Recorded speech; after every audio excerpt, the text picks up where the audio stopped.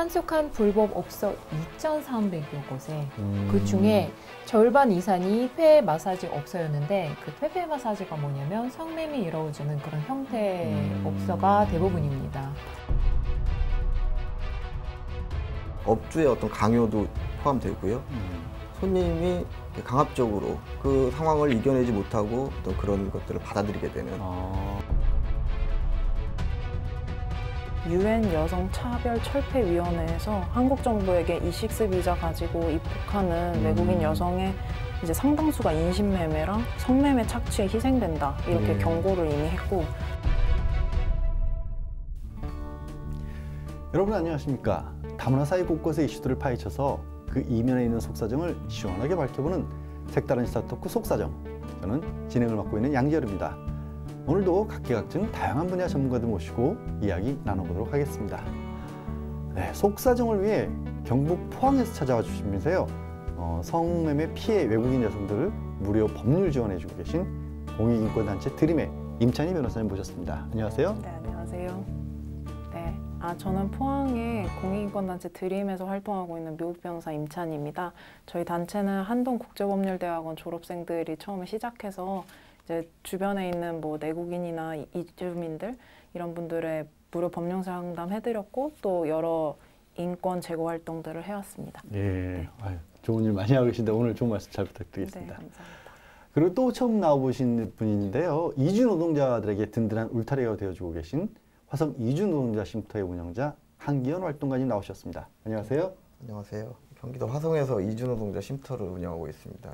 이주 노동자들이 한국에서 일하면서 숙소가 이제 필요한 경우들이 종종 발생을 하는데요. 이분들에게 그 임시적인 숙소를 제공해주는 그런 곳입니다. 네, 반갑습니다. 네, 오늘도 이주민들 어려운 사정에 관한 얘기 자세하게 좀 들려주시길 바라겠습니다. 신수자 회장님하고 이나희 이사님도 오늘 자리에 함께 해주셨고요. 네 분 오늘 좋은 말씀 많이 부탁드리겠습니다. 고맙습니다.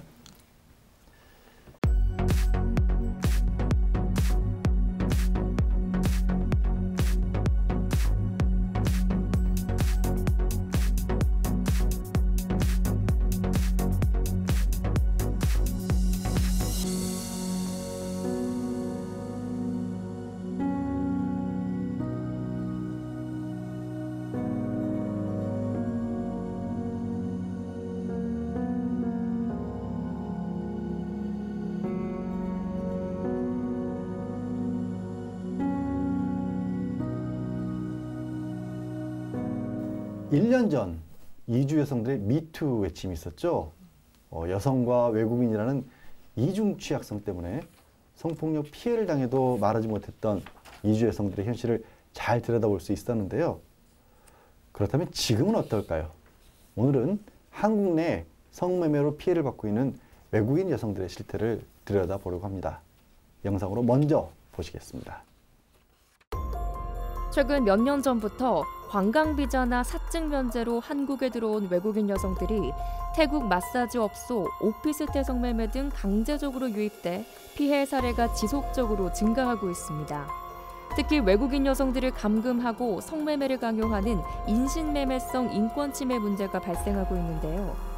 경찰청이 발표한 자료에 따르면 지난 2018년 적발된 외국인 성매매 종사자는 1,182명으로 전년도에 비해 23.8% 증가했습니다.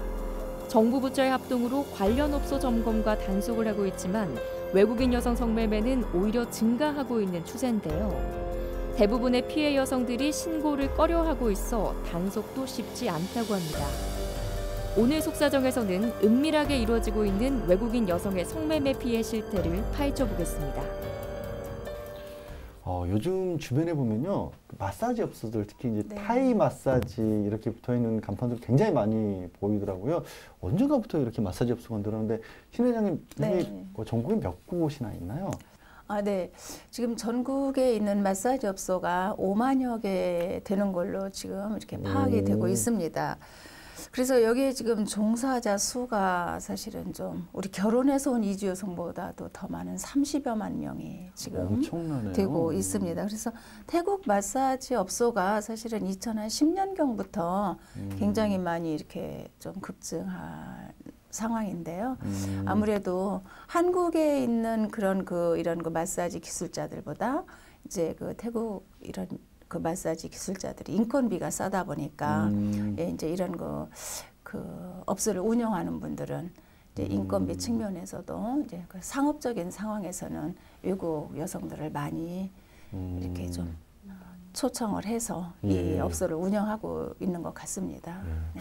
근데 한 선생님 이게 조금 궁금할 수밖에 없는 게 이렇게 우후죽순으로 생기다 보면 다 정상적으로 그런 영업을 하는 건지 아니면 뭔가 좋지 않은 일들이 있는 건 아닌지 하는 생각이 들거든요. 일단 물론 이제 정상적으로 하는 업소들도 있지만 사실 대부분의 마사지 업소, 현행법상 마사지 업소들이 시각장애인들만 종사할 수 있게끔 되어 있습니다. 따라서 그렇죠. 예, 따라서 이제 대부분의 업소들이 그렇지 않은 곳이 태반이고, 그래서 이미 현행법상 의료법 위반 업소로 분류가 되어 있습니다. 여기서 말하는 이제 정상적인 업소라고 우리가 이제 흔히 얘기하는 것은 이제 어떤 성매매가 이루어지지 않는 말 그대로 태국 마사지만 이렇게 그 부분만 하는 마사지들이 이제 정상적인 마사지라고 그냥 흔히 이렇게 분류를 하는데, 사실은 최근 추세는 그렇게 이제 마사지만 하는 업소라고 할지라도 실제 내부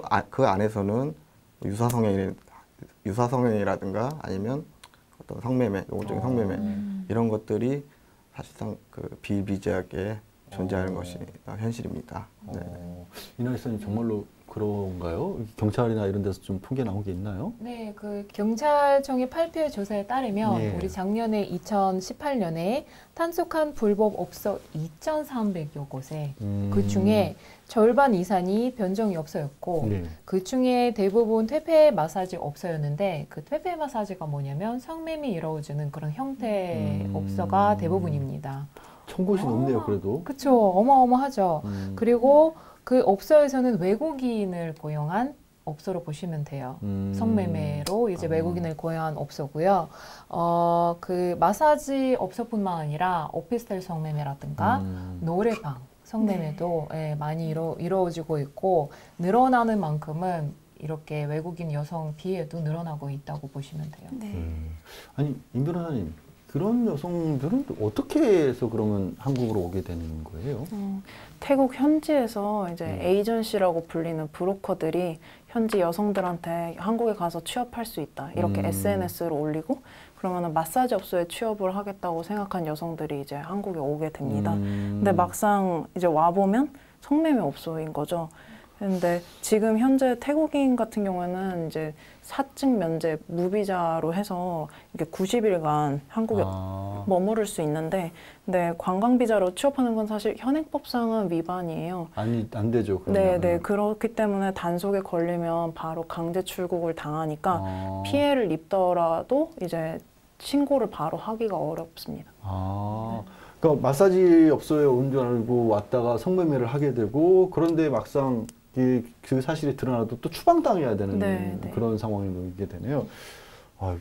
우리 한 선생님께서 그 태국 여성들 직접적으로 좀 도움을 주고 계신다면서요? 네, 제가 쉼터를 운영하고 있으면서 또 동시에 태국어 민간 수사기관에서 민간 통역인으로 활동하고 있는데요. 그래서 이제 수사 상황이 발생했을 때 제가 이제 통역을 지원 나가고 이런 일들을 합니다. 따라서 이제 그간 많은 분들, 많은 태국 여성들을 만났었는데, 이제 좀 태국에서 한국으로 이렇게 일하러 오는 분들은 태국을 좀 이렇게 좀 이해할 필요가 있는 게, 태국의 동북부 지방, 태국말로 이산 지방이라고 하는 그쪽 분들이 한국에 오시는 분들의 대부분인데, 그 이산 지방, 그러니까 동북부 지방의 이제 사람들이 이렇게 산업이 없어요, 그 지역에. 농업 중심이고, 젊은 층들이 뭔가 일을 하고 싶어도 일할 곳이 마땅치 않고, 그리고 이제 소득 수준도 알다시피 굉장히 낮고, 그렇다 보니까 어떤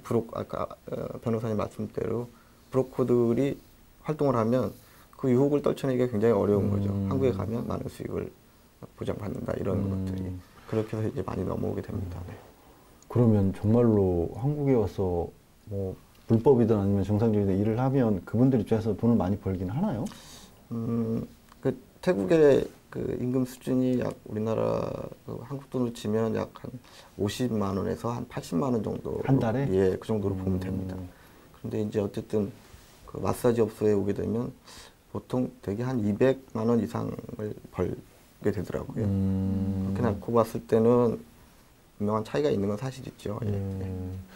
사실 이제 방송 보신 분들 오해하실까봐 저희가 지금 얘기 나누고 있는 건 그나마 그래도 마사지만 하는 정상적인 업소일 경우에 그렇게 뭐 힘들지만 어쨌든 200만 원씩이라도 소득을 얻다 이런 정도고 어쩌면 그거는 뭐 말릴 수 없을 수도 있지만 문제는 신 회장님 이 그렇게 왔던 여성들이 성매매를 강요당한다는 게 문제 아니에요?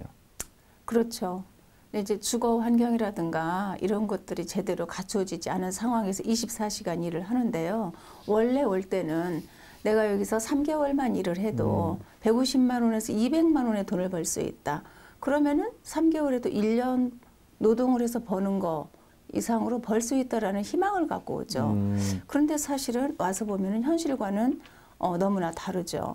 그래서 이제 그 어떤 성매매의 강요라든가, 그러니까 주거 지역이 확실하게 보장이 되지 않은 상황에서 그곳에서 먹고 자고 하는 여성들이 있다고 합니다. 네. 네. 우리 한 선생님이 만나보시면 어떤 얘기들을 해요? 어떤 여성들? 마사지 업소에 종사하신 분들의 얘기는 그 처음에 이제 그 처음부터 뭐 어떤 성매매를 본인이 자발적으로 한 그런 분들도 있지만 그 분위기에 이끌려 그러니까 그 업주의 어떤 강요도 포함되고요. 손님이 강압적으로 그 상황을 이겨내지 못하고 거기에 이겨내지 못하고 어떤 그런 것들을 받아들이게 되는 예, 이런 사례들이 사실 굉장히 많습니다. 그러니까 뭐 어떤 성매매를 거부했는데 업주로부터 또는 손님으로부터 폭행을 당하기도 하고요. 이런 일들이 발생하면서 그 스스로 약자이기 때문에 어떤 체류 신분이라든가 이런 것들 때문에 그래서 거기에 그냥 순응하게 되는 이런 안타까운 일들이죠. 예. 이 변호사님 이게 참 저 그냥 직설적으로 나쁜 사람이라고 할게요. 나쁜 사람들이 참 많아요. 네, 그렇죠? 참 많습니다. 업주로부터 성매매 강요받는 경우도 많은데 실제로 한국에서 일하려면 소위 이제 성능 검사를 한다는 명목으로 업주한테 성능 검사요? 네, 업주에게 이제 1차로 성폭행을 당하고 그리고 이제 하루에 5명에서 한 7명 정도 손님을 상대해야 되는 그런 상황이 옵니다. 그리고 성매매를 거부할 경우에는 이제 업주 같은 경우엔 비행기 값이나 뭐 에이전시 그런 브로커 비용 등을 그게 1,000만 원에 이제 육박하는데 그 비용을 전부 다 내라고 이제 협박을 하고 또 본국에 있는 가족들을 이제 위협하겠다 이렇게 협박을 해서 사실상 외국인 여성들의 그 취약성을 악용하고 있습니다. 아니 이나이사님 이게 경찰에 신고라도 해야 될 거 아니에요, 이분들? 이분들은 신고를 하고는 싶겠지만 못하는 경우가 많아요. 왜냐하면 강제 출국 무섭기도 하고 예. 왜냐하면 강제 출국 당하게 되면은 못 들어오기도 하고 그 다음에 이야기하다 보면은 돈을 나중에 받는 경우가 많아요. 그러니까 중간에 신고해버리면 이때까지 벌어왔던 돈을 못 받을 수 있으니까 겁이 난다고 그렇게 말 많이 하더라고요. 그래서 그런 것 때문에 신고도 못하고 해결도 안 돼 있는 거죠. 그럼 유 여사님 이런 정도면 사실상 갇혀 있는 걸로 네, 마찬가지잖아요. 맞습니다. 실제로 2017년 부산에서 이제 마사지 업소에 감금됐던 태국인 여성이 구조 요청하는 쪽지를 남겨서 극적으로 구조된 사건이 있었는데 이때 이제 마사지 업소가 태국인 여성 5명을 감금하고 인터넷으로 이제 성매매를 알선했어요. 네, 좁은 공간에 이제 11개의 밀실을 만들어서 성매매 남성들을 손님으로 받고 임금도 사실은 40%만 지급하는 그런 갈취 행위도 있었습니다. 이때 당시에 이제 밀실에 갇혀서 성매매를 한 것뿐만 아니라 여권을 모두 뺏긴 상태에서 CCTV로 계속 감시받고 있었고요. 그래서 대부분의 여성들이 일반적인 마사지 업소 한다고 생각하고 왔지만 성매매를 강요당하고 또 이나 선생님이 얘기하신 것처럼 불법 취업이기 때문에 이제 신고도 하지 못하는 그런 상태입니다. 네, 이 얘기는 조금 더 구체적으로 해볼 필요가 있을 것 같아요. 한 선생님 이렇게 아까 잠깐 얘기가 나왔지만 그 태국의 현지에서 에이전시들이 모집을 하는 거죠? 네, 그렇습니다. 이게 그 뭐 표현상 에이전시라고 하니까 뭔가 이렇게 회사 같고 이런 느낌이지만 전혀 아닌데 그냥 말 그대로 브로커라고 보면 됩니다. 불법 브로커라고 보면 되고요. 이 사람들이 그 역할이 이제 그 뭐 한 명이서 이런 일을 하는 것은 아니고요. 어떤 팀 단위로 움직이는데 태국에 있는 그 구성원은 그 이제 여성들을 물색하는 그런 역할을 담당하고요. 그래서 이제 다 거기서 준비가 되면 한국으로 이제 그 송출을 해주고요. 한국에 있는 그 또 다른 이제 그 구성원들은 그 여성들을 공항으로 픽업 가서 그다음에 이제 어떤 원하는 업소 쪽으로 그분들이 연결되어 있는 업소 쪽으로 이렇게 연결해주고 보통 이런 구조를 가지고 있습니다. 예. 아주 그냥 철저히 나름의 짜임새를 가진 불법적인 조직인데 당연히 그런 사람들이니만큼 뭐 임금도 제대로 안 주고 그런다면서요. 그러니까 이제 그쪽 세계 언어로는 이제 택이라는 표현을 씁니다. 이게. 택? 예, 택이 뭐냐면 그러니까 손님 한 명을 택이라고 보면 될 것 같아요. 무슨 얘기냐면 그 이제 처음에 그 한국으로 유입될 때 일정한 경비가 드는데 이를테면 뭐 항공권이라든가 뭐 기타 등등의 이제 경비가 드는데 이거를 그 브로커 집단이 선불로 지급을 해주게 돼요. 예. 지급을 해주고요. 그 해당 여성분은 와서 업소에서 근무하는 동안 보통은 이제 얘기를 들어보니까 뭐 한 50택, 60택 이렇게 표현하는데 그 얘기는 뭐냐면 50명 혹은 60명의 손님을 받을 때까지는 본인들에게는 아무런 임금이 없는 거죠. 예, 그게 이제 다 제해주면 그때부터 임금 정산이 들어간다고 이제 그렇게들 말씀하시더라고요. 이나이사님 거의 어떻게 이게 그냥 묶어놓는 거네요, 사실은. 자기들은 손해란 표현조차 쓰기가 좀 부끄러울 정도지만 그런 식으로 사람들을 잡아놓는 거 아니에요? 네, 일단은 아까 변호사님도 말씀하셨는데 여권도 대부분 베낀 상태고요. 그 다음에 이제 임금이 밀린 상태고요. 뭐 50명, 60명 받을 때까지 못 받으니까. 그리고 이러다 보면 3개월, 비자가 3개월이잖아요. 예. 굉장히 짧아요. 그러니까 비자도 이제 만리되는 기간이 되면서 불법 재료로 다시 등록하기가 안 될 거예요. 이게 여행 비자, 관광으로 그냥 오는 무비자죠. 거니까. 이게 무비자니까. 그래서 미등록 재료 신분이 되고 그런 상태에서는 사실은 도움 받을 곳이 없어지면서 계속 이제 성매매 눈물이 나는데 노예 생활하는 것처럼 이렇게 하고 있어요. 변호사님, 그럼 그분들 같은 경우에는 사실상 아까 택이라고 하셨죠. 네네. 그렇게 해서 나중에 이제 시간이 흐르고 나면 그 다음부터는 뭐 어떻게 보면 미등록 체류자지만 남아 있을 수밖에 없는 구조가 되는 거네요. 만들어지는 거네요. 어찌 보면. 맞습니다. 사실 아까 한 선생님께서 얘기하신 것처럼 다들 경제적인 필요가 있어서 절박한 상황에서 오거든요. 근데 이런 상황에서 이제 비자가 만료됐을 때 이제 아까 말씀하신 것처럼 입국이나 수수료 명목으로 이제 돈을 다 떼이고 그래서 임금도 본인이 원하는 만큼 받지 못하고 또 이제 임금 체불도 있다 보니까 이 절박한 상황에서 돈까지 벌지 못하고 간다는 거에 대한 그런 두려움, 네, 그런 게 여성들한테 있고, 근데 폭행보다 그래서 돈을 못 받고 쫓겨나는 일이 이분들한테 더 큰 두려움입니다. 참 신 회장도 이런 사례들 좀 접하셨죠? 예. 이제 실제로 있었던 이제 사건들인데요. 태국 마사지 업소에서 출입국 관리소 직원 행세를 하는 이제 이런 경우도 있었습니다. 그래서 이제 여성 5명의 이제 돈을 이제 그나마 있는 돈을 증거품이라고 행세하면서 이제 빼앗아 가고. 아니, 그분들 돈을 빼앗아 갔다고요? 네. 아유. 네, 이런 일이 이제 있고요. 또 여성들을 모두 이제 강제 출국시키겠다. 굉장히 이제 치밀한 이제 이러한 현상도 좀 볼 수가 있었습니다. 그러니까 약한 상황에 있는 자들의 그러한 지금 현재 상황을 이렇게 이용해서 이제 그들을 더 힘들게 삶의 이제 어떤 깊은 그냥 구렁텅이로 침몰시켜 버리는 이제 이러한 경우들을 좀 보았습니다. 한 선생님도 억울한 경우들 참 많이 만나셨을 것 같아요. 예, 봅니다. 이제 이런 사례가 있었습니다. 그러니까 마사지 업소에서 근무하던 여성이었는데 손님으로 온 한국 남성이 112 신고를 했습니다. 이게 손님이요? 예, 이 마사지 업소 여성으로부터 성추행을 당했다. 본인이 남성 손님이 여성 마사지사로부터 자기가 당했다고. 예, 그래서 이렇게 경찰서에 와 있는 여성분을 통역을 간 적이 있었는데 어떻게 그런 일이 있죠?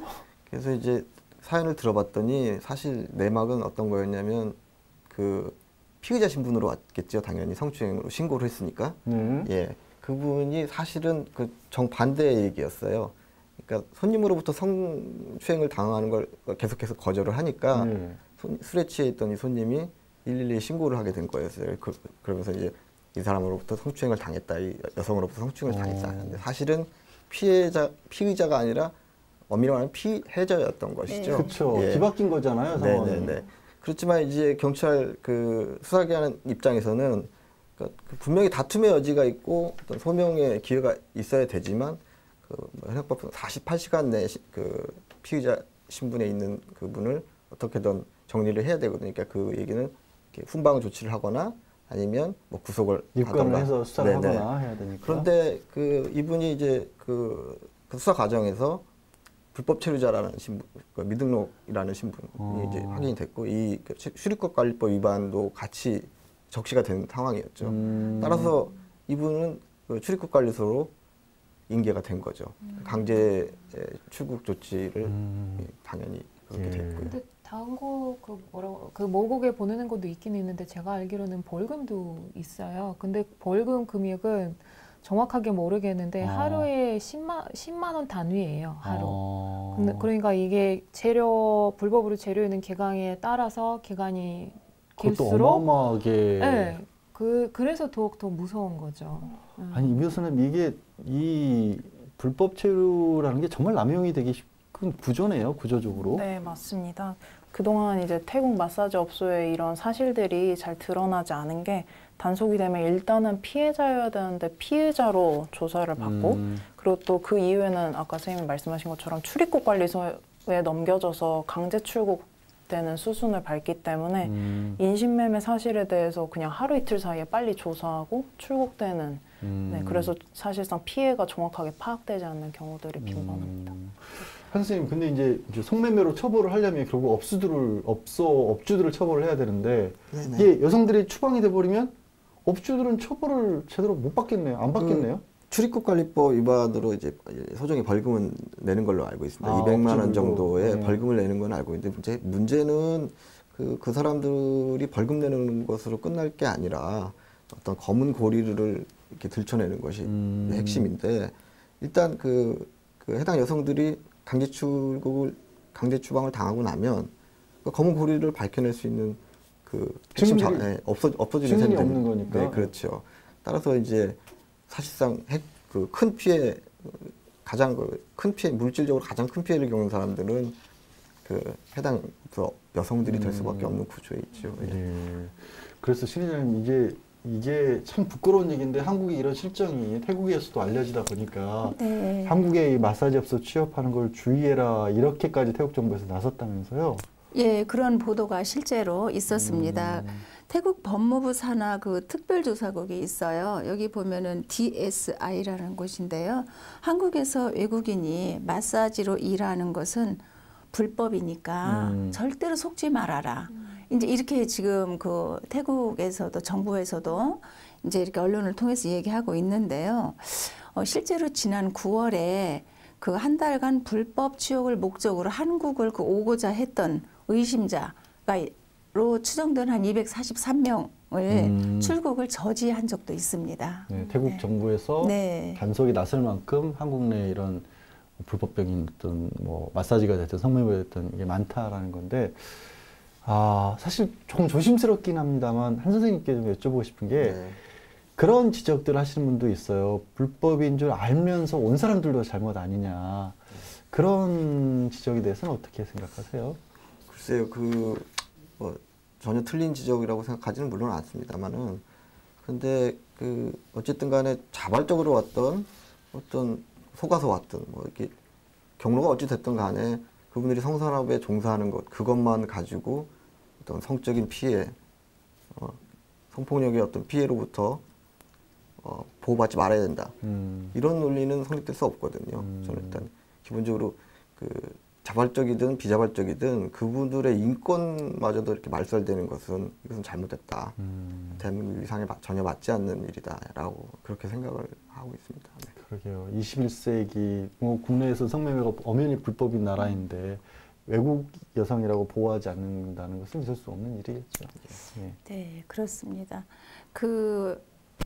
태국에서 온 여성이든 어디서 온 여성이든 이렇게 불법으로 온 데 있어서 책임이 아주 없다는 건 아니에요.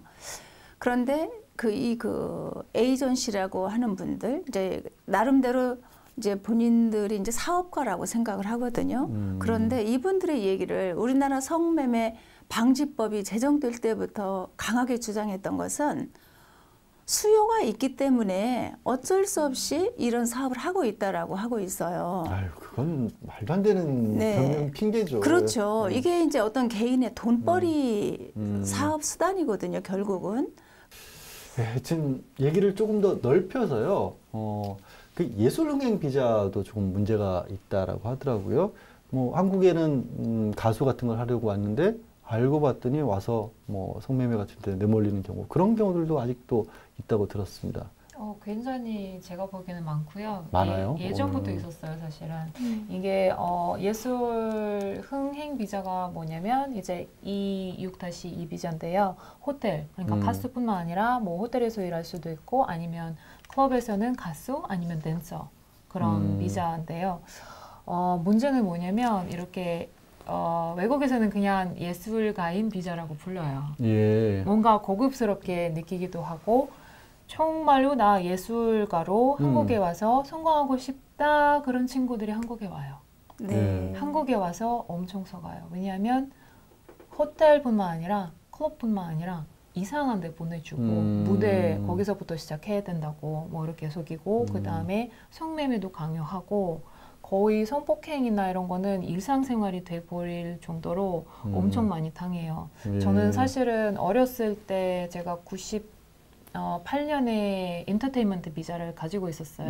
근데 그때도 한 친구를 우리가 구해보려고 노력은 했던 거였는데 뭐였냐면 그 친구도 이제 여기서 뭐 영화 배우 되고 싶어서 예쁘게 생긴 친구가 왔는데 에이전시를 잘 못 만나서 에이전시 사장님이 너를 영화 배우 만들어줄게. 나랑 같이 뭐 하룻밤 이렇게 뭐 보내야 된다라든가 그 다음에 뭐 친구들이랑 보내야 된다라든가 결국에 임신도 하고 없어졌거든요. 그 친구 우리 못 찾았어요. 그러니까 못 찾았어요? 네, 그런 일이 제가 8년부터 봐왔기 때문에 계속 있었던 일이고 계속 펼쳐지고 일이기 때문에 그 비자도 사실은 그 비자로 오는 친구들도 주의를 많이 시켜야 될 것 같아요. 아니, 임 변호사님, 이게 예술흥행 비자 얘기를 들으면 정말 이름은 그럴듯한데 전혀 그렇게 아직도 98년도에 있었던 일인데 지금도 그렇다는 얘기잖아요. 네, 맞습니다. 예전에는 이제 러시아 여성들이 이 비자를 많이 받고 왔는데 지금은 필리핀 여성들이 대다수예요. 그래서 한 70% 정도가 필리핀 여성인데 가장 큰 문제는 이 여성들이 이제 경제적으로, 정서적으로 그리고 성적으로 착취를 목적으로 하는 인신매매 문제라는 거에 우리는 이제 초점을 맞춰야 됩니다. 그 업주들이 소위 쿼터제라고 해서 이제 할당제를 도입하는데 한 달에 200잔에서 500잔 정도의 술이나 주스를 이제 팔아야 돼요. 네, 그래서 아까 저기 무슨 마사지에 쓴 택이라고 하는 것처럼 맞습니다. 거기서 또 그런 네, 식으로 또 동일한 강요를 하는군요. 네, 네. 그래서 보통 그 주스나 술 한 잔에 이제 1포인트를 주는데 이거를 바파인이라고 하는 성매매를 하면 한 번에 20포인트를 채울 수가 있어요. 네, 그렇기 때문에 만약에 이제 한 업소에서 한 달에 400점을 채워야 된다. 그렇게 했을 때 399점만 채워도 한 달에 월급은 주지 않는 거예요. 원래 본인이 이제 채워야 되는 할당량을 채우지 못했으니까. 그리고 또 이렇게 할당량을 제대로 채우지 못했을 때 임금을 못 받는 것뿐만 아니라 지금 상황보다 훨씬 열악한 업소, 소위 이제 성매매를 정말 강요하는 그런 업소로 보내겠다. 아니면 뭐 본국으로 쫓아내겠다. 이런 식으로 협박도 하고 있습니다. 그렇기 때문에 이 예술 흥행 비자에서 가장 중요한 건 여성들이 착취당하고 있다는 게 가장 심각한 문제입니다. 네, 아니, 한 선생님, 아까 태국 마사지 업소들 같은 경우에는 그러니까 마사지 업소에 간다고 해서 이렇게 불법적으로 취업을 시킨 건데 이 예술흥행 비자는 원래 목적 자체는 그러니까 실제로 취업을 시킬 것처럼 하고 오는 거잖아요. 그런데도 업소에 와보면 이렇게 문제가 있는 이런 상황인데 이 여성들이 그러면 여기서도 어떻게 보면 피할 방법이 없는 건가요? 그게 이제 우리 상식으로는 당연히 뭐 탈출하면 되지 않나 이렇게 생각할 수도 있는데요. 이게 태어나서 처음 와본 나라에서 겪는 일이고 당혹스러울 수밖에 없어요. 당사자들 입장으로 돌아서면 보통 대개 이제 여권을 업주가 빼앗고 보관하는 경우가 대반입니다. 이런 경우 이제 여건이 없어도 밖에 나가서 자유롭게 뭐 신고도 하고 대상을 찾는다든가 이런 우리는 일반적으로 그렇게 생각할 수 있는데 그분들 입장에서는 여건이 없으면 이렇게 외출도 못하는 걸로 생각을 하고 겁도 많고 대부분 다 그렇습니다. 이제 그러다 보니까 이 자유롭게 뭐 그 업소를 벗어나는 일이 굉장히 두려운 일이 되어버리는 거죠. 예, 그런 경우들이 많고요. 그 다음에 이제 또 한 가지는 그 예술흥행 비자를 가지고 소지하고 계신 분들이 업소를 벗어나게 되면 그와 동시에 이제 비자가 효력이 없어지게 돼요. 자, 이분들이 돈 벌러 왔는데 그 부분도 굉장히 끊기 어려운 힘든 결단 중에 하나죠. 예. 어리고 사회 경험도 없고 낯선 나라에서 네. 어떻게 할 방법도 찾을 수가 없고 그런 상황인데 유 변호사님 이게 국제망신까지 사고 있다면서요, 실제로. 유엔에서 이 부분을 지적을 할 정도라고요? 네, 맞습니다. 2011년에 유엔 여성차별철폐위원회에서 한국 정부에게 E6 비자 가지고 입국하는 외국인 여성의 이제 상당수가 인신매매랑 성매매 착취에 희생된다 이렇게 경고를 이미 했고 또 2014년에는 미국 국무부에서 인신매매 보고서 소위 TIP 보고서라는 게 있는데 이 보고서에서 예술흥행 비자를 가지고 한국에 입국하는 많은 외국인 여성들이 뭐 채무, 성적, 노동력 착취의 피해자가 되고 있다고 지적해왔습니다. 그래서 근데 여러 차례 지적을 해도 지금 크게 달라지지 않고 있는 상황입니다. 미국 국무부에서 지적을 해야 될 정도의 상황인 거예요, 한 선생님 이게? 우리나라 정말 너무 참 낯뜨거운 일 아닌가요, 이거? 예, 우리나라 그 국가인권위에서조차도 그러니까 예술흥행 비자를 갖고 있는 분들이 그 인신매매 소지가 상당히 높다. 그런 상황에 놓여 있다 이렇게 이제 보고 있습니다. 왜냐하면 여건을 업주나 혹은 아까 이제 그 에이전시 이런 사람들한테 원치 않지만 어쨌든 뺏기고 있는 상태에서 정상적인 노동 환경이라고 볼 수가 없거든요. 임금을 적게 줘도 어디 가서 하소연할 데도 없고요. 예, 부당한 일들이 끊임없이 반복될 수밖에 없는 그런 구조에 있는 거죠. 예. 아니 신 회장님, 이거 우리 한국 정부는 그럼 손 놓고 있는 거예요? 이거 어떻게 막아야죠? 네, 그렇지는 않습니다, 사실은. 그래서 예술흥행 비자가 그 성매매 여성을 공급하는 어떤 거 참고로 악용이 이제 되고 있는 이제 이러한 것을 막기 위해서 2016년에 우리 정부에서도 비자 심사를 사실은 강화하고 있습니다. 그리고 공연 장소 관리를 또 이제 함께 지금 관리하고 있지요. 이제 그런 결과인지는 모르겠지만 어쨌든 2014년에 3,800여 명에 달했던 예술흥행 비자 외국인이 17년도에는 이제 2,400여 명으로 감소가 되었습니다. 예, 그래서 일본 정부도 보니까 그 예술흥행 비자 인신매매가 문제가 되니까 2004년 이후에 인신매매 관련 법을 개정하고 일본도 비자 발급을 이제 강화했습니다. 그러면서 예술흥행 비자 입국자가 급격하게 이제 줄었던 그런 사실이 있습니다.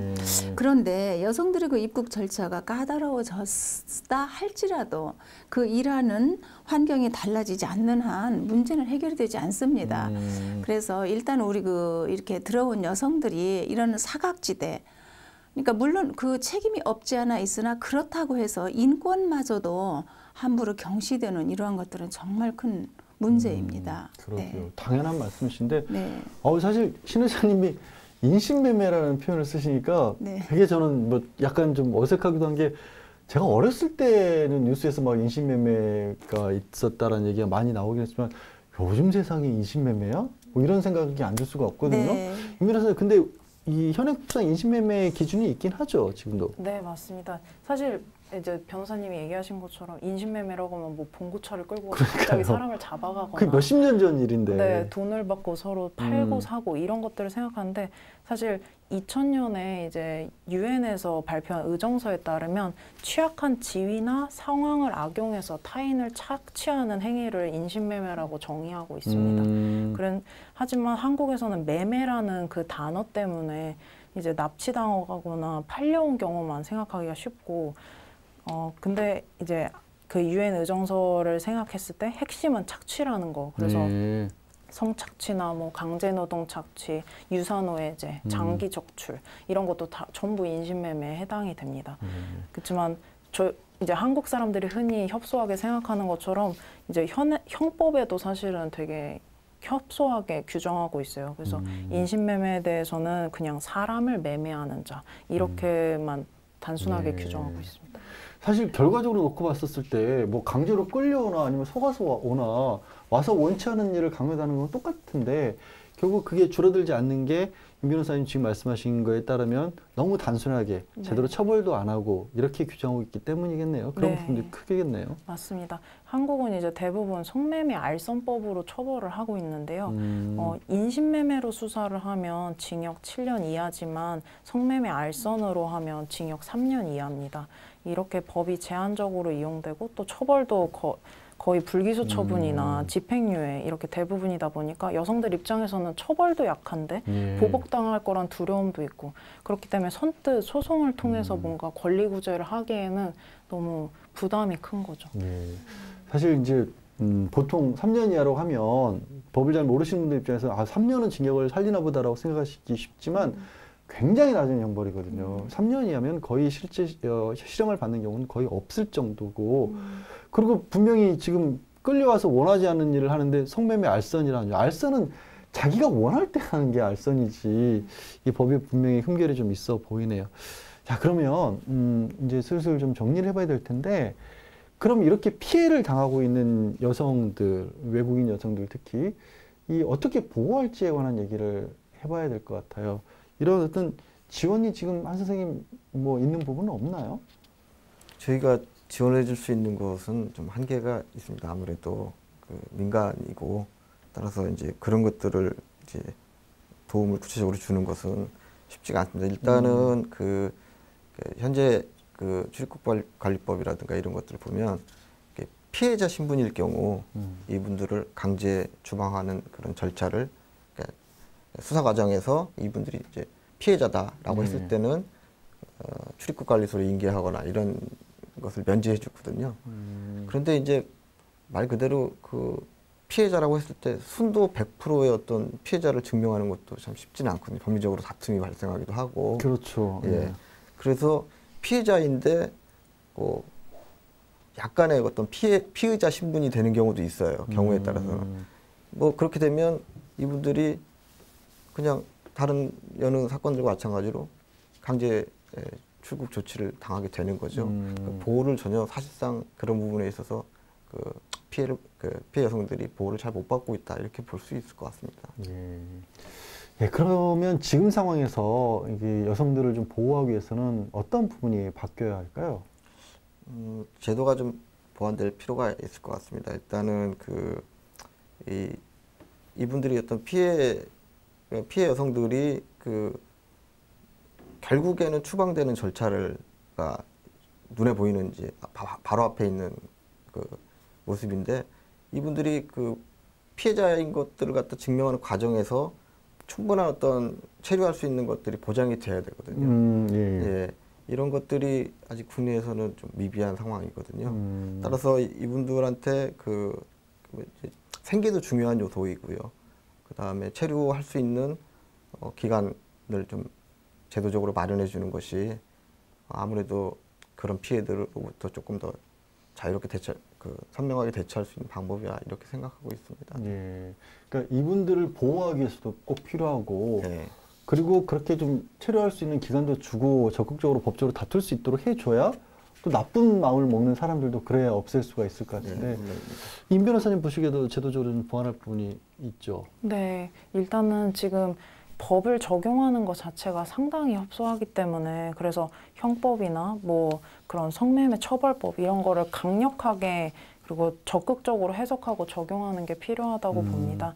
입증이 되더라도 이제 처벌이 너무 약하기 때문에 그래서 법을 좀 개정해서 이렇게 처벌이 강력하게 이루어질 수 있도록 하는 것도 필요하다고 보고요. 또 최근에 이제 성인지 감수성에 대해서 얘기 많이 하잖아요. 예, 근데 이 이주 여성 성매매, 인신매매 피해에 있어서도 역시 그 부분이 중요하다고 봅니다. 수사기관이나 재판부에 계시는 분들이 거의 남성분들이고 이 여성분들의 취약함 이런 것들에 대한 이해가 부족하시다 보니까 좀 정말 피해 여성의 권리구제에 맞춘 그런 수사나 재판이 이루어진다기보단 되게 형식적으로 이루어지는 경우들이 있거든요. 네. 참 한국 사회가 이런 부분에서 많이 나아지고 있고, 뭐 특히 이제 성인지 감수성 같은 경우는 사회적으로 많이 그렇게 알려지고 있는데, 외국인 여성에 대해서는 그렇지가 못한 것 같네요. 네. 이게 뭐 외국인이고 여성이고 뭐 거기 또 미능력 체류자다. 게다가 뭐 불법이지 알면서 온 사람들이 잘못이 아니냐 이런 식의 인식들이 아직도 좀 네. 저변에 깔려 있다 보니까 결국에는 이게 외국인 여성들에 대한 성착취로 이어지게 되고 가해자들도 처벌도 아주 낮은 그런 악순환이 반복되고 있는 것 같은데요. 네. 아, 오늘 사실 좀 주제가 좀 어두웠어요. 어둡고 이제 이나 이사님은 계속 막 속상해가지고 막 우시려고 그럴 정도까지 공감이 더 많이 되시는 것 같은데, 이 분명히 없어야 될 이 어떤 한국 사회의 어두운 모습, 이걸 앞으로 어떻게 바꿔나갈지 끝으로 한 말씀씩 좀 들어보도록 하죠. 이나 이사님한테 제일 먼저 말씀드려야 될 것 같아요. 저는 오늘 굉장히 열심히 들었던 입장이 된 것 같고요. 예. 문제는 확실하게 있고, 제 생각에는 외국인 그 여성을 바라보는 그런 시선뿐만 아니라 직업 자체에 대해서 국민 인식이 바뀌어야 돼요. 예를 들어서 마사지샵, 저는 외국에 나가면 마사지샵 가면 당연히 마사지 받는 건데, 한국에서 여기 마사지라고 써 있으면 이상한 데인가? 가고 싶어도 못 들어가는 그런 갈려 있더라고요. 생각해보면. 예. 그거 잘 못된 거예요. 마사지면은 마사지, 가수면은 노래면은 노래. 네. 저는 그 간단하게 또 너무 긴장이 돼요. 오늘만 뭐 예를 들어서 모델 일도 사실은 돈 많이 벌 수 있는 직업이고 굉장히 외국에서 좋은 직업인데, 저는 어렸을 때 20살 때는 잠깐 해봤어요. 네. 해봤는데 그때 충격받았던 게 뭐였냐면, 일반인 한국 남성들이 전화를 해서 여자를 보내주세요. 우리는 술 먹으러 간다. 그러니까 모델을 돈으로 살 수 있다고 생각을, 그런 상황이 벌어지기 때문에 그런 업소들이 지금 활발하게 하고 있고요. 그래서 네. 첫 번째는 직업대에서 국민 인식이 바뀌어야 된다. 마사지면 네. 마사지, 모델이면 모델 되게 좋은 직업이고, 노래면은 가수, 이렇게 댄서면은 진짜 순수한 댄서로 인식이 바뀌어야 되고, 그 다음에 이런 직업을 하러 온 외국인들 대해서도 인식이 바뀌어야 돼요. 전 억울해요. 저 러시아 사람이거든요. 밖에 나가면 되게 인식이 안 좋아요. 러시아에서 왔다고, 결혼하러 왔다라든가, 아니면 뭐 지금은 아기 나서 몸에 안 되지만 어렸을 때 뭐 댄서로 왔다라든가, 오해를 많이 받고 상처 많이 받으면서 그런 일도 많았거든요. 근데 그런 인식도 바뀌어야 돼요. 요즘은 글로벌 시대고 외국인 많고 다양하고, 그리고 억지로는 좀 시키지 맙시다. 우리는 인권이 중요합니다. 네. 너무 당연한 말씀인데 길어서 죄송합니다. 아니 너무 당연한 말씀인데 왜 이걸 들으면서 저도 한국인 남성으로서 부끄러움을 느끼는지 제가 죄송한 상황이죠. 오늘 한 선생님도 굉장히 사실 충격적인 말씀도 많이 해주셨는데, 마지막으로 또 어떤 얘기를 좀 더 꼭 이 부분은 좀 있었으면 좋겠다 할 수 있을까요? 조금 예민하기도 합니다. 이 주제 자체가. 그렇죠? 네, 그럼요. 예. 네, 누가 잘못을 한 거냐, 뭐 이런 것을 따지기 전에, 그분들에게 뭐 잘못이 있냐 없냐 이런 것들을 따지기 전에 좀 사회적인 약자인 것만은 분명하지 않습니까? 그분들에 대해서 좀 따뜻한 시선을 가질 필요가 있다고 생각을 하고요. 그다음에 이제 특히 또 우리나라의 어떤 보편적인 시각이 사실은 성매매 혹은 어떤 그 성산업에 종사하는 사람들, 또는 뭐 여성을 상대로 어떤 성범죄 이런 거에 대해서 조금 이렇게 뭐랄까 관대한 처벌 이런 것들이 좀 보편적이라고 저는 생각을 하고 있어요. 이제 따라서 이런 그 시각 속에서 피해 여성들이 이렇게 피해자로서 제대로 이렇게 보호받지 못하는 이런 일들이 비일비재하게 발생을 하는데, 기본적으로 뭐 법리적으로는 누가 잘못했네 어땠네 이런 것부터 따지기 이전에 좀 그 말씀드린 대로 좀 사회적인 약자라는 것들을 같이 좀 공감을 했으면 하는 그런 바람입니다. 예, 그런 마음부터 바뀌어야겠죠. 오늘 임 변호사님도 참 법적으로 도움 말씀 많이 주셨는데, 우리 이제 제도화에서 바뀌어야 될 부분이 있다면 마지막으로 한 말씀해 주세요. 제도적으로 바꿔야 될 부분, 저는 이제 일을 하다 보면 주로 통역을 많이 하게 되거든요. 예. 네, 근데 통역하다 보면 수사 과정에서 너무 안타까운 게 많아요. 그러니까 너무 수사 단계나 재판 단계에서 적절하게 통역해 줄 수 있는 분들이 너무 적어요. 특히 제가 있는 포항이나 이런 경북 지역은 그런 인력풀이 더 적거든요. 그래서 최근에도 이제 외국인 성매매 피해 여성 이런 수사 과정에 참여했었는데, 근데 그 과정에서 통역인을 2번이나 바꿔야 됐어요. 네. 그리고 이전에 이제 사건 기록들을 이렇게 보다 보니까 통역에서 문제가 생긴 건지 정확하게 파악은 안 되지만 진술서 내용이 이제 납치를 당한 내용이 정확하게 기재가 안 돼 있어서 기소 자체가 안 된 거예요. 그런 것들을 봤을 때 이게 피해 여성분들 입장에서는 사실 한국어로 모든 것들이 작성되기 때문에 본인이 진술한 내용이 거기에 제대로 기록됐는지도 확인이 어렵거든요. 그래서 통역은 이주민들한테는 기본적인 권리 주장이 그 토대이기 때문에 네, 통역의 문제가 꼭 지원됐으면 하는 바람입니다. 수사와 법정에서도 사실 자기가 억울한 일을 겪은 거를 정확하게 얘기를 해야 법에도 기댈 수가 있는 상황이니까 네. 그 부분도 좀 보완이 돼야 될 것 같습니다. 신 회장님도 마지막으로 한 말씀 해주시죠. 네, 오늘 이 주제가 정말 마음을 무겁게 하는데요. 업주들께 그리고 에이전시라고 이름 붙여진 분들께 좀 묻고 싶어요. 이렇게 돈을 벌어서 어디에 쓰십니까? 비싼 차를 타시고 또 내 자녀를 외국에 유학을 보내고 그렇잖아요. 그런데 내 자녀도 외국에 나가면 외국인이에요. 외국에서 들어온 이 취약한 사람들을 착취해서 내 자녀 외국 유학을 보낼 게 아니고 내가 비싼 차를 탈 게 아니고 좀 정말로 사람을 생각하는 사회, 이 사람들의 인권이 존중될 때 내 인권이 존중된다라는 것을 좀 기억해 주시면 좋겠다.